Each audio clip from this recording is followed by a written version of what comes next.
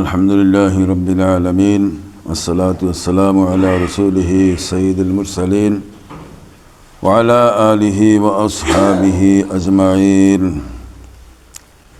মহান রব্বুল আলামিনের দরবারে শুকরিয়া যিনি আমাদেরকে ফজরের নামাজ আদায়ের পর কোরআন শোনার সুযোগ করে দিয়েছেন। কোরআন হইল হক এবং বাতিল, সত্য মিথ্যা, ভালো মন্দ পার্থক্য করে দেখা। এই জন্য কোরআনের আরেক নাম হলো আল ফুরকান। এই কোরআন থেকে যারা শিক্ষা নেয় তারা সঠিক শিক্ষা নেয়, কোরআন থেকে যারা কথা বলে সঠিক কথা বলে। এজন্য কোরআনুল কারীমের একটি বরকতময় দিক হলো যে কোরআন যদি কেউ না বুঝে পড়ে বা শোনে, তার মধ্যে পুণ্য নিহিত রয়েছে। এটা একটা কোরআনের একটা ভিন্ন একটা বৈশিষ্ট্য। মানে মানে কোরআন ছাড়া আর একটি কিতাবও পাবেন না যা পড়লে মানে প্রত্যেক অক্ষরে 10 নেকি দেওয়া হবে বলে প্রতিশ্রুতি দেওয়া হয়েছে, এমন কোনো একটি কিতাবও পাবেন না। কিন্তু কোরআনের ক্ষেত্রে আল্লাহ তাআলা এরকম বরকত রেখেছেন। কোনো মানুষ কোরআন বুঝলো না কিন্তু কোরআন পড়ে, না বুঝে পড়ে কিংবা শুনলেও সব। আর এই যারা আন্তরিকতার সাথে এই কোরআনের সংস্পর্শে আসে, আল্লাহ তাদেরকে সঠিক পথ দেখান। আমরা সূরা সাবা এর দ্বিতীয় রুকু পর্যন্ত গতকালকে তেলাওয়াত করেছি 21 আয়াত, আজকে তৃতীয় রুকু 22 আয়াত থেকে। আউযু বিল্লাহি মিনাশ শাইতানির রাজীম, বিসমিল্লাহির রহমানির রহিম। قل ادعوا الذين زعمتم من دون الله لا يملكون مثقال ذرة في السماوات ولا في الأرض وما لهم فيهما من شرك وما له منهم من ظهير। আল্লাহ পাক বলেন, হে নবী তুমি বলো, তোমরা যাদের আল্লাহর বদলে শরীক মনে করে তাদেরকে ডাকো, তারা আসমানসমূহ ও জমিনের এক অনুপরিমাণ কিছুর মালিক নয়। এই দুটোর মাঝে যা কিছু আছে সে ব্যাপারেও তাদের কোনো অংশ নেই, না তার জন্যে তাদের কোনো সাহায্যকারী রয়েছে। অর্থাৎ তাওহীদের যে মূল শিক্ষা এখানে উপস্থাপন করা হয়েছে, আল্লাহকে বাদ দিয়ে যাদেরকে তোমরা ডাকো, তা মূর্তি হোক, কোনো বুজুর্গ হোক, কোনো নেতা হোক, তারা তো এই পৃথিবীর কোনো মালিকই নয়, তারা নিতান্ত গোলাম। তো আল্লাহর পরিবর্তে তোমরা যাদেরকে ডাকো তারা তোমার কি কল্যাণ দিতে পারে, কি উপকারে আসতে পারে। 23 ولا تنفع الشفاعة عنده إلا لمن أذن له حتى إذا فزع عن قلوبهم قالوا ماذا قال ربكم قالوا الحق وهو العلي الكبير। কিয়ামতের দিন তার সামনে কারো সুপারিশ কাজে আসবে না।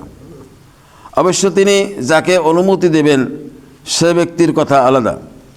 এমনকি যখন তাদের অন্তর থেকে ভয় দূরীভূত করে দেওয়া হবে, তখন তারা একে অপরকে বলবে, কি ব্যাপার, তোমাদের রব কি বলেছেন? তারা বলবে, তিনি সত্যই বলেছেন, তিনি সমুচ্চ, তিনি মহান। কিয়ামত তথা আখিরাতের প্রতি অবিশ্বাস মানুষের পদস্খলন ঘটায়। আমি যেই কাজ করব সেজন্য কোনো পুরস্কার বা তিরস্কার নাই, এটা যদি মানুষ সিদ্ধান্ত নেয় মনের ভিতরে, তাহলে সে মানুষ দ্বারা যে কোনো ধরনের অন্যায় করা সম্ভব। আর মন চায় জিন্দেগি যাপন করবে, এটা স্বাভাবিক। কিন্তু পরকাল সম্পর্কে দৃঢ় বিশ্বাস রাখতে হবে। আল্লাহর প্রতি যেমন বিশ্বাস রাখতে হবে, পরকালও বিশ্বাসী হতে হবে। 24 قل من يرزقكم من السماوات والأرض قل الله وإنا أو إياكم لعلى هدى أو في ضلال مبين। হে নবী, তুমি জিজ্ঞেস করো কে তোমাদের আসমানসমূহ জমিন থেকে রিজিক সরবরাহ করে? তুমি বলো, আল্লাহ তাআলা। অবশ্যই আমরা কিংবা তোমরা হয় হেদায়েতের উপর আসি, না হয় উভয়ে সুস্পষ্ট গোমরাহের মধ্যে আসি। এখানে যে কথা বলা হয়েছে যে আসমানসমূহ জমিন থেকে কে রিজিক সরবরাহ করেন, এই ব্যাপারে এই প্রশ্নের উত্তরে সবাই বলবে আল্লাহই রিজিক সরবরাহ করেন। আল্লাহ যদি রিজিক সরবরাহ না করতেন তাহলে এই রিজিক পাওয়া যেত না। রিজিক মানে হলো শুধু খাদ্যই নয়, জীবন উপকরণ সব আল্লাহ তাআলা সরবরাহ করেন। আর আরেকটি কথা বলা হয়েছে এখানে যে নবী তুমি বলো, হ্যাঁ অবশ্যই আমরা কিংবা তোমরা হয় হেদায়েতের উপর আসি, না হয় উভয়ে সুস্পষ্ট গোমরাহির মধ্যে আসি। দুটি দলের দুটো পক্ষের, একটা তো সঠিক পথে, একটা ভিন্ন পথে। এখন হয় আমরা সঠিক পথে আসি, না হয় হ্যাঁ বিভ্রান্তির ভিতরে রয়েছি। 25 قُلْ لَا تُسْأَلُونَ عَمَّا أَجْرَمْنَا وَلَا نُسْأَلُ عَمَّا تَعْمَلُونَ। তুমি বলো, আমরা যে অপরাধ করেছি সে সম্পর্কে তোমাদের জিজ্ঞেস করা হবে না, আবার তোমরা যা অপরাধ করছো সে ব্যাপারেও আমাদের কিছু জিজ্ঞেস করা হবে না। অর্থাৎ একজনের অপরাধ আরেকজনের ঘাড়ে চাপানো হবে না। কেউ যদি কোনো অন্যায় কাজ করে, যে করবে তার উপরেই বর্তাবে। এই পার্থিব জগতে যেমন কোনো অপরাধী যদি অপরাধী না পায়, তখন আইন প্রয়োগকারী সংস্থার লোকজন তার ভাই কিংবা স্ত্রীকে নিয়ে যায়, না হলে ছেলেকে নিয়ে যায়, না হলে বাপ মারে নিয়ে যায়, এরকম একটা অবস্থা। সে ওই রকম অবস্থা হবে না যে একজন অপরাধ করলো তার দায় আরেকজনের চাপানো হবে, এরকম হবে না। 26 قُلْ يَجْمَعُ بَيْنَنَا رَبُّنَا ثُمَّ يَفْتَحُ بَيْنَنَا بِالْحَقِّ وَهُوَ الْفَتَّاحُ الْعَلِيمُ।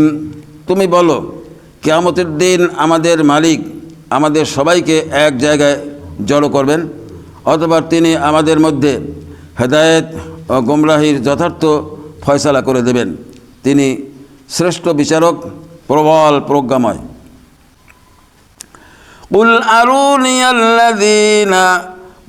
أَرُونِيَ الَّذِينَ أَلْحَقْتُمْ بِهِ شُرَكَاءَ كَلَّا بَلْ هُوَ اللَّهُ الْعَزِيزُ الْحَكِيمُ। হে নবী তুমি বলো, তোমরা আমাকে তাদের দেখাও যাদের তোমরা আল্লাহ তাআলার সাথে শরীক বানিয়ে তার সাথে মিলিয়ে রেখেছো।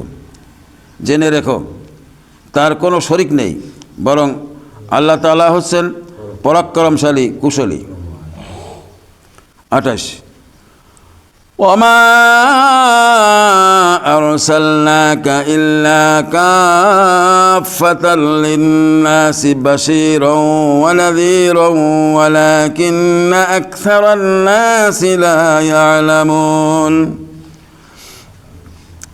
এবার এতক্ষণ যে বিষয় বলা হয়েছে, এরপরে নবী পাক সাল্লাল্লাহু আলাইহি সাল্লামকে আল্লাহ পাক ডেকে বলছেন, হে নবী, আমি তোমাকে সমগ্র মানব জাতির জন্যে জান্নাতের সুসংবাদদাতা ও জাহান্নামের সতর্ককারী রূপে পাঠিয়েছি, কিন্তু অধিকাংশ মানুষই তা জানে না।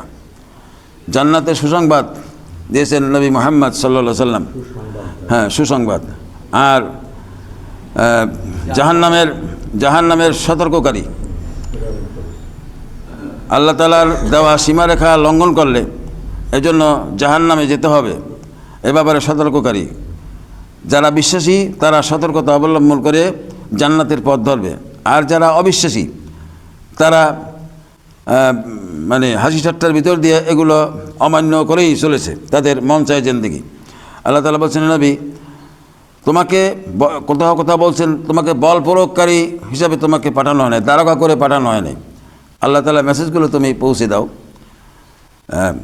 29 وَيَقُولُونَ مَتَى هَذَا الْوَعْدُ إِن كُنتُمْ صَادِقِينَ। তারা বলে, হে মুসলমানরা, যদি তোমরা সত্যবাদী হও তাহলে বলো তোমাদের এই ওয়াদা কবে বাস্তবায়িত হবে। অর্থাৎ কিয়ামতের কথা বারবার বলো, কিয়ামতের ভয় দেখাও, আবার মানুষদেরকে জীবিত করা হবে, এরকম একটি মেসেজ তোমরা দিচ্ছ, কবে তোমরা সত্যবাদী হও, তা কবে আসবে একটু দেখাও। আল্লাহ তাআলা বলছেন 30 নম্বর। হ্যাঁ, তারা বলতে অবিশ্বাসীরা, তার ভিতরে কাফের, মুশরিক, মুনাফিক, বেদিন, বহু রকম আছে এর ভিতরে। পরকাল সম্পর্কে মানে এরা উদাসীন, অবিশ্বাসী। সেই জন্য জিজ্ঞেস করে তোমরা যে একটা জায়গায় ঠেকাই দাও পরকাল কিয়ামত হবে, তো কবে হবে একটু তোমার সত্যবাদী হলে বলো।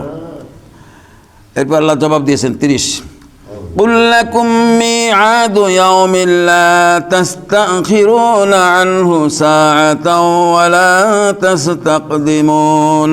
হে নবী, তুমি বলো তোমাদের জন্যে যে দিনের ওয়াদা করা হয়েছে তোমরা তার থেকে এক মুহূর্ত যেমনই পিছিয়ে থাকতে পারবে না, তেমনি তোমরা এক মুহূর্ত এগিয়েও আসতে পারবে না। আল্লাহ তাআলা একটা মেয়াদকাল নির্ধারণ করে দিয়েছেন, তা যদি এনেই দেখানো হয় তাইলে তা খেলা ফাইনাল হয়ে যায়। এই জন্য আল্লাহ বলছেন যে এটা আল্লাহ তাআলা জানেন, এই ইলমটা আল্লাহর কাছে রয়েছে। এমনকি ইসরাফিল আলাইহিস সালামকে আল্লাহ তাআলা এই দায়িত্বে নিয়োজিত করে রেখেছেন। এই যে সিংহা নামক যন্ত্র হাতে মুখে নিয়ে আরশের দিকে তাকিয়েছেন, কখন আল্লাহ তাআলা অর্ডার করেন। অর্ডার করলেই এই সিংহায় যখন ফুৎকার করা হবে, সমান হারে মহাবিশ্বের সব জায়গায়, এই নবমণ্ডল ভূমণ্ডল সব জায়গায় আওয়াজ পৌঁছে যাবে এবং সব মহাপ্রলয় ঘটবে, সব এই ব্যবস্থাপনা ভেঙে চুরমার হয়ে যাবে। এই জন্য তাকে প্রস্তুত রাখা হয়েছে। অর্ডারটা কখন আল্লাহ দেবেন সেটা আল্লাহ তাআলার ইচ্ছাধীন। আমরা যখন নিজস্ব গতিতে চলছি, অনেক আশা আকাঙ্ক্ষা অনেক কিছু নিয়ে আমরা চলছি, এর মধ্যে কোনো এক সময় ঘটে যাবে। এমন সময় ঘটবে তখন মানুষ কেউ বাজারে যাবে, কেউ হয়তো গোসলখানায় থাকবে, কেউ খানা আলাত অবস্থায়। এরকম একটা অবস্থা আল্লাহ তাআলা যখন এই ইসরাফিল আলাইহিস সালামকে অর্ডার করবেন, তখন সিংহা নামক যন্ত্রে ফুৎকার দিলে কিয়ামত শুরু হয়ে যাবে। মানুষ হঠাৎ করে ভয়ে বিহ্বল হয়ে নানাবিধ মানে চিন্তা ভাবনা ছোটাছুটি করতে থাকবে কীট পতঙ্গের ন্যায়। এরকম একটি অবস্থা আসবেই। এই 30 আয়াত পর্যন্ত তৃতীয় রুকু শেষ। এর মধ্যে যাদের ইমানের ক্ষেত্রে দোদল্যমান অবস্থা, আল্লাহ তাআলা এখানে শিক্ষণীয় কিছু বিষয়, কিছু উপাদান রেখেছেন। আমরা মহাবিশ্বের স্রষ্টা মালিক মনিব আল্লাহ তাআলার উপরে আমরা দৃঢ় বিশ্বাস রেখে এই মহা ব্যবস্থাপনার আমরা অধীনে রয়েছি। আমরা হলাম মাখলুকের কিছু করণীয় নেই। আল্লাহ হলেন খালেক আর তিনি হলেন মহা ব্যবস্থাপক। তো এখানে আল্লাহ তাআলা যে মেসেজগুলো দিয়েছেন সেই অনুযায়ী আমাদের আমলকে সুন্দর করি এবং আমাদের যেন পদস্খলন না ঘটে সেদিকে আল্লাহ তাআলা বারবার সতর্ক করেছেন। আমরা কোরআন থেকে শিক্ষা গ্রহণের মাধ্যমে আল্লাহ তাআলা প্রিয় ভাজন বান্দা হওয়ার চেষ্টা রাখি। আমার তৌফিক ইল্লা বিল্লাহ। আসসালামু আলাইকুম ওয়া রাহমাতুল্লাহি ওয়া বারাকাতুহু।